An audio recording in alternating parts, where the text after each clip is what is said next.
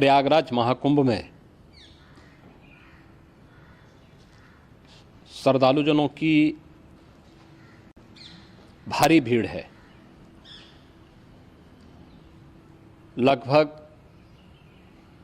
8 से 10 करोड़ श्रद्धालु इस समय प्रयागराज के अंदर मौजूद है।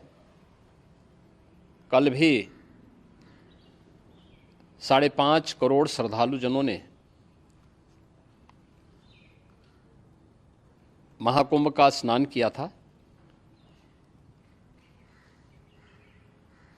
ये जो भारी दबाव श्रद्धालुजनों के कारण और श्रद्धालुओं के संगम नोच पर जाने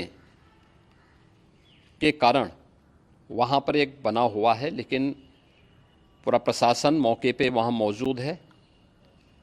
रात्रि को 1 से 2 बजे के बीच में अखाड़ा मार्ग पर, जहाँ पे अखाड़ों के अमृत स्नान के दृश्य से बैरिकेड्स भी किए गए थे, तो बैरिकेड्स को फांद करके आने में कुछ श्रद्धालु गंभीर रूप से घायल हुए हैं। उन्हें तत्काल हॉस्पिटल में पहुंचा करके उपचार आदि की व्यवस्था उनके लिए की गई है। उनमें से कुछ श्रद्धालु गंभीर रूप से घायल हैं। लगातार प्रशासन स्थानीय स्तर पर श्रद्धालुओं की सकुशल स्नान कराने के दृष्टि से रात्रि को कल सायंकाल 6:30-7 बजे से ही मौनी अमावस्या का मुहूर्त प्रारंभ होने के बाद से ही लगातार लगा हुआ है। प्रयागराज में महाकुंभ में श्रद्धालुजनों के सकुशल स्नान करने,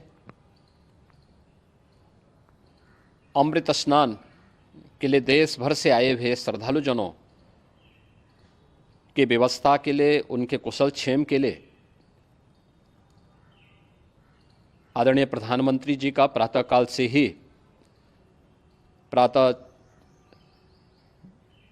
से ही उनके लगभग 4 बार प्रधानमंत्री जी ने हालचाल लिया है। माननीय गृह मंत्री जी ने, माननीय राष्ट्रीय अध्यक्ष भारतीय जनता पार्टी श्री JP नड्डा जी ने, माननीय गृह मंत्री श्री अमित शाह जी ने भी, और प्रदेश की माननीय राज्यपाल श्रीमती आनंदीबेन पटेल जी ने भी लगातार जानकारी लेकर के सभी के कुशल क्षेम और सकुशल स्नान कराने के बारे में निरंतर रिपोर्ट ले रहे हैं। हम लोगों की प्रातःकाल से ही श्रद्धालुजन जो भी आए हैं वे स्नान कर सकें, इसके लिए यहाँ पे उच्च स्तरीय बैठक भी चल रही है, जिसमें मुख्य सचिव भी हैं, DGP हैं, प्रमुख सचिव गृह हैं, मुख्यमंत्री कार्यालय के अपर मुख्य सचिव के साथ साथ ADG लॉ एंड ऑर्डर के साथ साथ अन्य वरिष्ठ अधिकारीगण मौजूद हैं। प्रयागराज में हालात वर्तमान में नियंत्रण में हैं, लेकिन भीड़ का दबाव बहुत बना हुआ है। अखाड़ा परिषद से जुड़े हुए पदाधिकारियों के साथ मैंने स्वयं भी बातचीत की है। आचार्य महामंडलेश्वरों से भी, पूज्य संतों के साथ भी मेरी बातचीत हुई है, और पूज्य संतों ने बड़ी ही विनम्रता के साथ इस बात को कहा है कि नहीं, श्रद्धालुजन पहले स्नान करेंगे और फिर जब उनका दबाव कुछ कम होगा और वे सकुशल वहाँ से निकल जाएंगे, तब हम लोग स्नान करने के लिए संगम की तरफ जाएंगे। अभी पहले श्रद्धालुजनों को, चूँकि देश भर से आए हैं, तो इसके लिए उन्हें सभी अखाड़े इसके लिए सहमत हैं और सभी लोग इस व्यवस्था के साथ जुड़े हुए हैं। लगातार इस दिशा में हम लोगों का प्रयास है कि जो अब तक प्रातःकाल से ही आपने देखा होगा, कल मैंने बताया कि कल लगभग 5.5 करोड़ श्रद्धालु कल महाकुंभ का स्नान किए हैं, और आज प्रातःकाल तक लगभग 8:30 बजे तक 3 करोड़ से अधिक श्रद्धालु स्नान कर चुके हैं, और ये लगातार जारी है। लेकिन संगम नोच पर, अखाड़ा मार्ग पर, नागवासुकी मार्ग पर लगातार दबाव बना हुआ है, और वहाँ पर श्रद्धालुजनों की सुविधा के लिए भी हर प्रकार की वहाँ पर प्रशासन पूरी मुस्तैदी के साथ लगा हुआ है। और इसीलिए मेरी अपील है पूरे प्रदेशवासियों से, पूरे देशवासियों से और सभी श्रद्धालुओं से भी, सभी पूज्य संतों से भी कि अफवाह पर कोई ध्यान न दें, संयम से काम लें। ये सब आयोजन सभी लोगों का है। प्रशासन उनकी सेवा के लिए पूरी तत्परता के साथ लगा हुआ है। केंद्र और राज्य सरकार पूरी मजबूती के साथ वहाँ पर हर प्रकार का सहयोग करने के लिए तत्पर है। लेकिन कोई किसी अफवाह पे ध्यान न दें।